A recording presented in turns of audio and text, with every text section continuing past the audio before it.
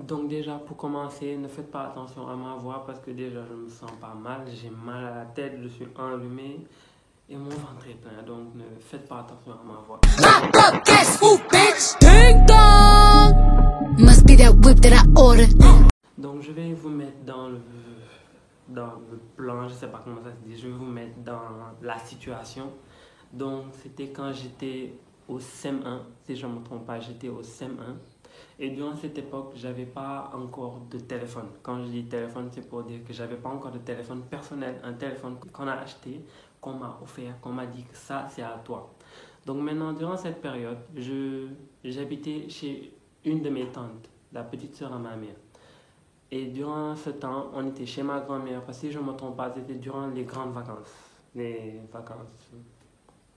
Maintenant, j'ai une tante qui habite là-bas. Dans sa chambre, elle avait un tiroir. Elle avait un espèce de tiroir là où elle mettait ses objets, tout ce qui est téléphone, tout ce qui est radio, tout ce genre de choses. Et ma tante là, faut le savoir, elle avait énormément de téléphones de n'importe quelle marque. Elle en avait plein. Maintenant, moi, comme j'avais beaucoup accès à sa chambre, j'étais la plupart du temps dans sa chambre parce que je l'embêtais beaucoup. Elle et son mari, je les fatiguais archi comme pas possible.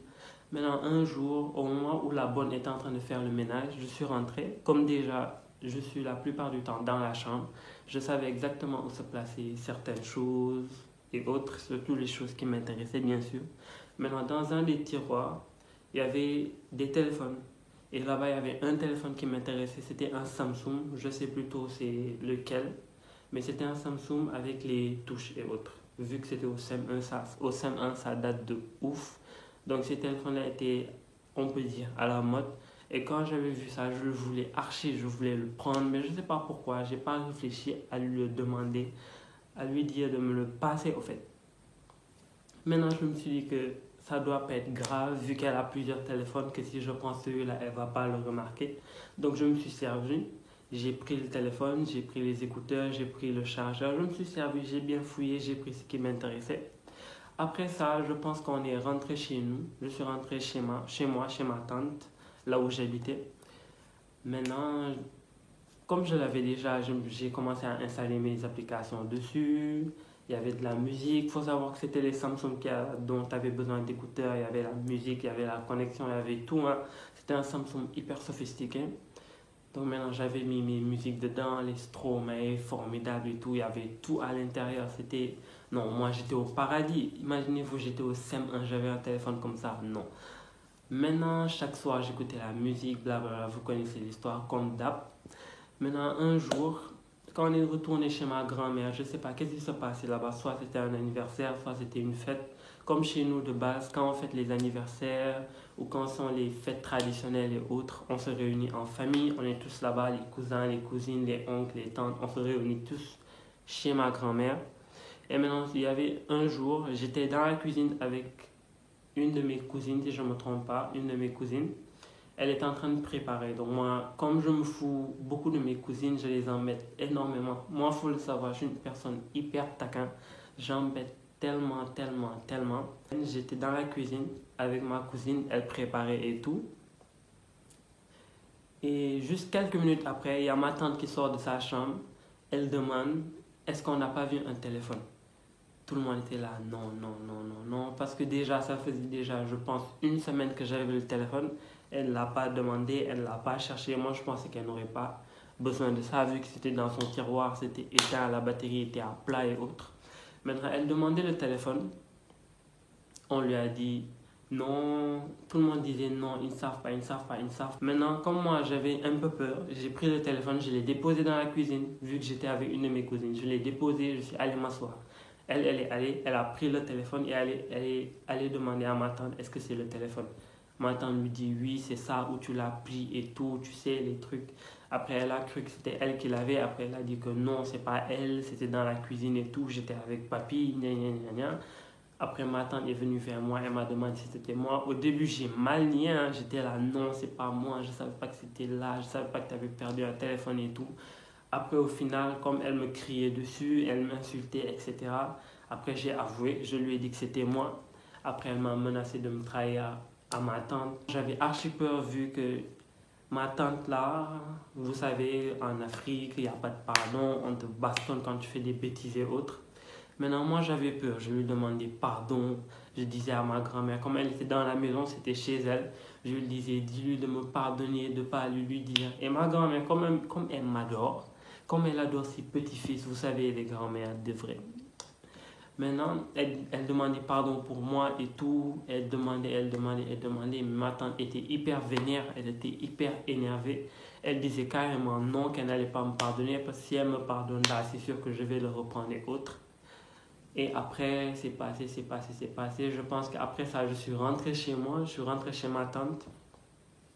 Et quelques jours après, 2 jours après, je sais pas, parce que, oui, sans oublier, le jour là, ma tante n'était pas à la maison. On était juste entre nous, mais elle, je sais pas pourquoi elle n'était pas venue. Donc maintenant, 2 jours après, je sais pas, 3 jours, j'ai oublié. Elle vient, elle dit, elle part chez ma grand-mère. Imaginez-vous, elle nous le dit le matin. Non, moi je suis là, je stresse toute la journée, je suis là, oui, c'est la fin. On va lui dire quand elle va arriver, elle va me frapper, elle va me faire ma fête et tout. J'étais là, j'imaginais la scène. Imaginez-vous, depuis pratiquement 11h jusqu'à 19h, 20h, je faisais que penser à ça. Et d'un coup, vers 20h, parce qu'elle n'est pas allée au cours de la journée, elle est allée vers 20h, 19h, je ne sais pas trop pourquoi. Après, elle vient, elle dit, elle part, elle se prépare, elle se maquille, blablabla, les préparations pour sortir. Et au moment de sortir, je cours vers elle et je lui demande où tu pars et tout, du genre, je fais l'enfant et autres. Je lui dis, tu pars où, rêve, ne pars pas, blablabla. Elle me dit, je pars chez grand-mère, je reviens tout de suite, je vais juste faire un aller-retour. Et comme je ne pouvais pas l'arrêter, si je restais là à forcer, elle allait comprendre qu'il y a quelque chose. Donc je lui ai dit, ok, on s'est fait un petit bisou, après elle est partie. Il faut savoir, au moment où elle a traversé la porte, je stressais de fou. J'étais devenu un malade parce que j'imaginais la scène. Parce que je me disais, déjà, elle allait arriver chez ma grand-mère en 19 minutes, 20 minutes, un truc du genre. Donc je me disais, connaissant ma tante, elle va partir. Dès qu'on va lui dire ça, elle va revenir en même pas 10 minutes. Elle sera déjà à la maison, elle va me faire ma fête. Donc maintenant, elle part. Moi, je suis là, j'imagine ma fin. Je prépare mon testament. Je me dis, je vais donner ça à celui-là, ça à celle-là. Oui, c'est la fin. Je vais arrêter les études. Alors que j'étais qu'au CM1. J'étais là. J'imaginais au fait la fin parce que franchement, je savais ce qui allait m'arriver. J'attends. C'est l'heure du dîner. 21h, on mange. Blablabla, il se passe des choses. Il faut savoir que le lendemain, j'avais cours. Je sais plus. Je pense que c'était un dimanche. Et le lendemain, c'était lundi, donc j'avais cours le lundi matin. Donc il fallait que je me couche tôt, donc vers 22h, 23h, je suis allé au lit. Et jusqu'à présent, je n'avais pas vu ma tante, ce qui n'est vraiment pas normal.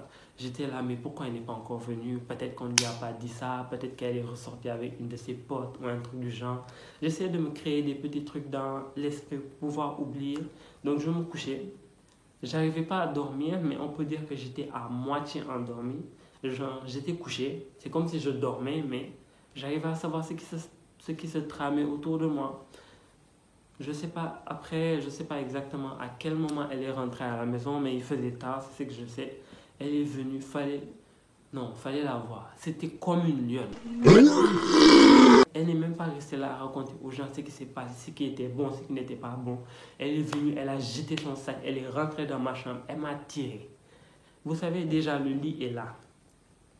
Moi, j'étais couché. Ma tante arrive pratiquement en courant, en sueur. Elle me tire de la main. De la main, elle me tire jusqu'au salon. Pratiquement, on peut dire que j'ai volé. Moi, à chaque fois que je raconte cette histoire, je dis que c'est comme si j'étais en train de m'envoler, au fait. Parce qu'elle m'a tiré d'un coup et je me suis trouvé au salon. Elle me met à genoux, elle me crie dessus, elle m'insulte. Après, elle me dit, raconte-moi, qu'est-ce qui s'est passé? Pourquoi tu as pris le téléphone? Vous savez, les choses de base. Tu manques de rien, gna gna gna gna. Après, elle me dit, tu l'as fait, je vais te tabasser aujourd'hui, je vais te tuer, blablabla. Elle appelle mes 2 grandes sœurs, les 2 traîtres. Elle aussi, au lieu de venir parler à ma tante, lui dit non, pardonne-le, c'est un enfant, non. Elles deux, l'une a pris mes 2 pieds, l'autre a pris mes 2 mains et elle m'a fait entendre par 4. Déjà, pour vous dire que depuis que je suis moi, depuis que je suis papy, on m'a jamais frappé autant. J'ai jamais senti autant de coups sur moi. J'ai pleuré comme un maladie, j'ai crié. Elle m'a fait un de ces temps de par quatre.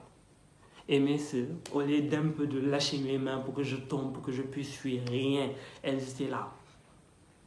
C'était ma fin, j'étais là, je pleurais. Imaginez, il faisait pratiquement minuit, 1h du matin, un truc du genre. J'étais là-bas à crier. Pardon, rien. Elle m'a frappé. Et pendant ce temps, je vous le dis bien, pendant ce temps, elle avait mis un couteau sur le gaz. Vous voyez le couteau, il y a une partie avec du plastique et l'autre là où le fer, la partie avec laquelle on coupe.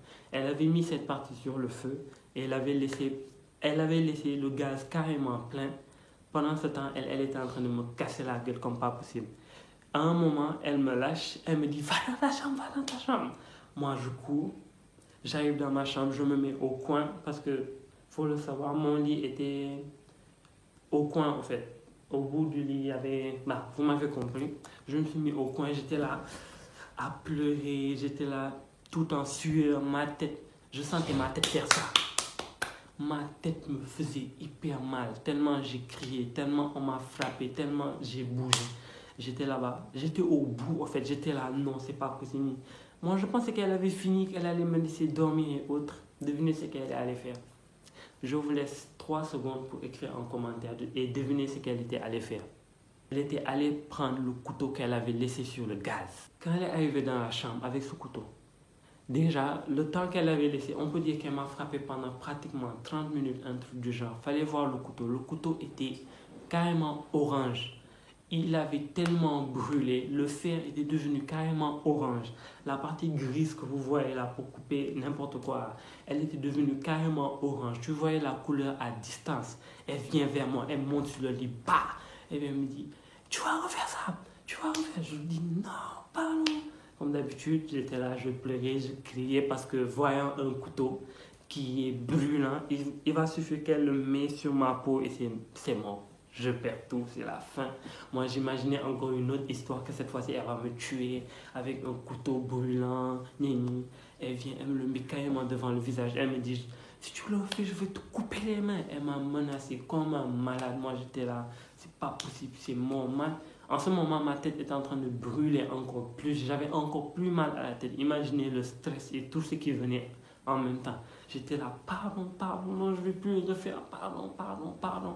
Après, finalement, après 10 minutes d'insultes, de cris, de pleurs, de tristesse, de sueur, comme vous l'avez compris, elle est partie avec le couteau, elle m'a fait me coucher, elle a éteint la lampe, moi j'étais là. Pratiquement, je ne pouvais même pas dormir. J'étais couché, j'étais au bout de ma vie pour vous dire, j'étais là, non, c'est la fin. C'est sûr qu'après, elle ne va plus me reparler, elle ne va plus me laisser aller chez ma grand-mère. C'est sûr que si je pars chez ma grand-mère, ma tante ne va plus me laisser rentrer dans sa chambre, blablabla. J'imaginais d'autres scénarios. Et comme le lendemain, j'avais cours, je me forçais à dormir, mais c'était hyper dur.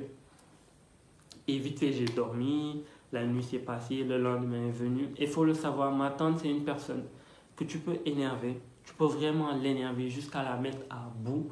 Mais c'est une personne qui te dit par exemple qu'elle ne va jamais te pardonner, qu'elle ne va plus te parler. Mais il va suffire que de 24 heures ou moins, elle te pardonne en fait. Tu te mets, tu t'excuses et autres. Tu fais comme si de rien n'était. Il ne faut pas faire le chien mouillé ou la personne fatiguée. Dès que tu fais une bêtise, il faut la reconnaître. Tu pars chez elle, tu présentes tes excuses, tu écoutes ce qu'elle a te dit et blabla. Et ça se règle direct. Après, ça continue comme ça, et la vie redevient normale. Et franchement, ce que j'ai retenu de cette expérience, de la première fois qu'on m'a frappé autant, c'est que vraiment, j'avais vraiment pas besoin de voler pour avoir un téléphone, c'est que ça servait à rien. J'ai retenu énormément de choses durant cette expérience et franchement, je remercie vraiment ma tante pour ce qu'elle a fait ce jour-là. Bien vrai que j'ai souffert, c'était dur, c'était difficile, blabla, tout ce que vous voulez. Mais franchement, je la remercie parce que je pense que si elle n'avait pas fait cet acte, si elle n'avait pas fait ce qu'elle avait fait, peut-être qu'à ce jour, je serais un voleur ou autre chose, je serais un truc dans le domaine là. Vous m'avez compris. Durant ce temps, ma mère n'était pas là, elle était en voyage et autres. Et maintenant, comme vous savez, comme il y a eu cette scène, ma mère n'était pas là, il fallait l'appeler pour la mettre au courant, pour qu'elle me sermente et autres. Elle lui a dit, ma mère, j'ai parlé avec elle au téléphone, elle était hyper fâchée. Pour vous dire, je ne lui ai pas parlé pendant pratiquement 3 mois ou plus, je ne sais plus. Pendant une longue période, elle n'a plus voulu me parler parce que la bêtise que j'avais fait, ça l'a vraiment fait mal parce que franchement, c'est pas facile. Un enfant du CM1, je vole comme ça en plus chez ma tante et autres. Ça l'a vraiment fait mal, mais au final, elle m'a reparlé parce que je suis son fils. Elle va pas s'énerver contre moi pendant des siècles, même si je trouve que cette période a été hyper longue. Donc après, comme vous le savez, j'étais au CM1, il fallait que je passe au CM2. L'année est passée, a suivi son cours, blablabla. Je suis arrivé au CM2. Et là, comme vous le savez, le CM2, il y a l'entrée en 6e et là, il y a le CFE, l'examen de fin d'année pour passer en 6e et autres. Et maintenant, vous savez que d'habitude, quand tu as examen pour les élèves terminales de 3e, pour ceux qui font le BFM, ils demandent toujours des cadeaux pour s'ils ont leur examen et autres. Moi, déjà, mon examen, c'était rien, absolument rien. C'était des foutaises, c'était pratiquement même pas un examen parce que tout le monde passe. Maintenant, je viens, comme on a commencé à parler, je lui ai demandé. Ah, et ça aussi, j'avais carrément oublié de mettre le point sur ça. Je suis un fou de tout ce qui est matériel, tout ce qui est téléphone, tout ce qui est ordi, tout ce qui est tablette, tout ce qui touche à ce lot-là. J'adorais, c'était mon gros kiff. Si tu veux m'avoir dans ta poche, offre-moi un truc comme ça ou prête-moi juste ton téléphone pour rentrer sur YouTube, jouer aux jeux, blablabla. Et ma mère, sachant que j'aimais tout ce qui est gadget et autres, elle m'avait promis que si j'arrivais à aller en 6e, elle allait m'acheter un téléphone, elle allait m'acheter un Samsung. Et durant cette période, pour vous dire, j'étais pas un grand connaissant de tout ce qui est téléphone, dernier série, les S, les J, les autres et autres.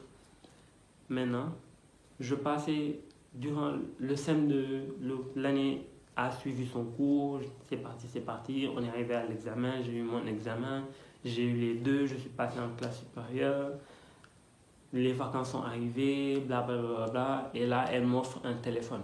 J'ai eu le dernier Samsung de cette époque, le dernier, je vous le dis bien, j'ai eu le S4. À cette époque, tous mes potes avaient les petits téléphones en touche et autres. Moi, j'avais le dernier Samsung. J'étais là, je me la pétais grave. En 6e, j'étais une star. Quand j'arrivais dans l'école avec mes écouteurs, j'avais le dernier des Samsung. Déjà, il y avait plusieurs parents d'élèves qui ne l'avaient pas. Moi. Mais franchement, ça a été une vraie expérience. Il faut le savoir, le téléphone n'a pas duré chez moi. Durant mon année de 6e, je l'ai gâté, on l'a réparé, je l'ai gâté, on l'a réparé, je l'ai gâté, on l'a réparé. À chaque fois, on m'achetait des téléphones et autres. Mais franchement, c'était vraiment une belle expérience. Je remercie encore 1000 fois ma tante pour ce qu'elle a fait. Et je m'adresse aussi à vous, les personnes qui regardez la vidéo. Faut vraiment pas vous mettre dans tout ce qui est vol parce que ça va rien vous rapporter parce que tôt ou tard, on va vous attraper. Le vol, les mensonges et autres, tout ça ne mène à rien. Donc c'était mon histoire, je vous ai raconté la dernière fois que j'ai volé. J'espère que cette story time vous a plu et si vous en voulez d'autres, n'hésitez pas à me le dire en commentaire. J'en ai plein d'autres à vous raconter de ce genre. Sur ce, je vous dis à la prochaine pour une nouvelle vidéo. Sans oublier, commentez, likez, blablabla, abonnez-vous, la cloche, et je vous dis à la prochaine pour une nouvelle vidéo. Do maybe